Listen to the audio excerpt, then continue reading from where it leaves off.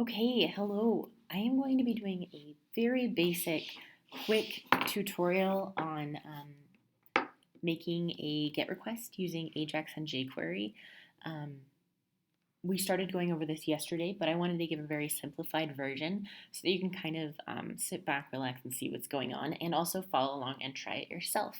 So the very first thing I'm going to do is I made this directory just a second ago, and I made an index HTML and a script.js. So I need to make my HTML page, I need to link up jQuery, and I need to link up my script, my JavaScript. So I'm going to start here. I know that I will need to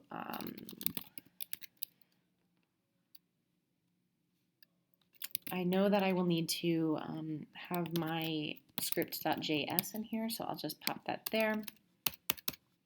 And then I also know that I need to go to the jQuery CDN or get a link to the jQuery CDN. So all I did was Google that. I know that this is the main doc site. I don't really care which one I have, so I'll grab this one. You can read about what all of those different options mean on your own time. And I'm going to put that above my script. Right now I don't really care about that stuff for ease of reading. Okay, so I have jQuery linked in and I have my script linked in. I'm going to make just a p tag that says hey there to make sure that this is working, and then I also want to get my JavaScript ready so that I know if that's working as well. So first we need to wait for the document to be ready before doing anything, so we're just going to start with our document ready function. We went over that yesterday or the day before, I believe. So document.ready, and then I've got an anonymous function in here. And all that I want to do needs to go inside there. So right now, all I want to do is log hello back. And then I am going to go ahead and run this to see if it's all linked up. Cool, it says hello there. And if I open the console, I see hello back. So everything's linked up properly. Awesome. All right, then I want to show you what I am going to get information from. I found this very simple API called Quotes on Design. It's got a very easy URL that you pop in and you get JSON back, which is awesome, and that's exactly what we want to do. So we need to get that information, and the way we do that using jQuery Ajax is $.get, and then we put the API URL here. Then we'll have a function, an anonymous function that takes the data and does something with it, and for now we just want to log the data. The data is what we are getting back from our API. So going back here, they say on here that this is where I need to go to get the data.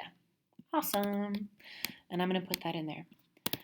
If I wasn't sure about this right here, I would use Postman. And I select get over here. I pop that URL in there, which I had already done, and then I hit send. And it does its thinking. It goes and gets the information from there, and I get a JSON with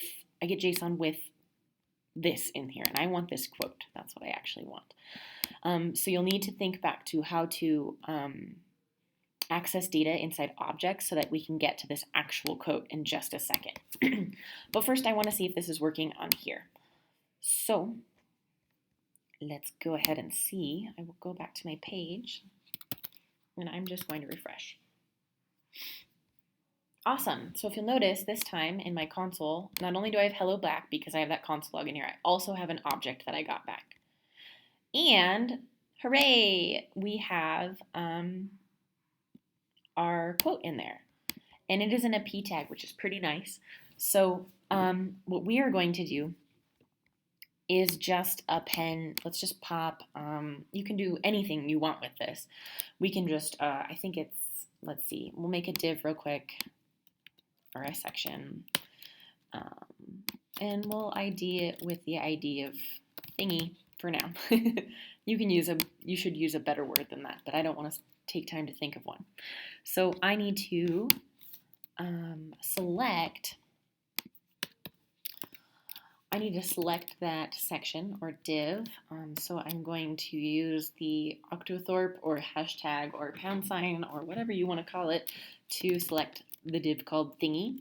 And then I want to append data, which is our object, dot content, I think is what it was. Yes, so we will do that. Actually, I'm looking at this and it's an array, so I'm wondering if we need to do this. We'll try it. I'm not 100% sure. What I would do before actually jumping into this append is actually test what this is in the console instead. But we live dangerously. Awesome, and it worked. So it's still logging the object, but it did append this random quote. So my app is connected up to that API, is getting cool information, and it's super awesome, and it's as easy as that. For now, referencing this syntax is just fine, and you can reference the syntax on Learn or reference the syntax in any other resources that we've provided until you get that under your fingers and are good with it in muscle memory.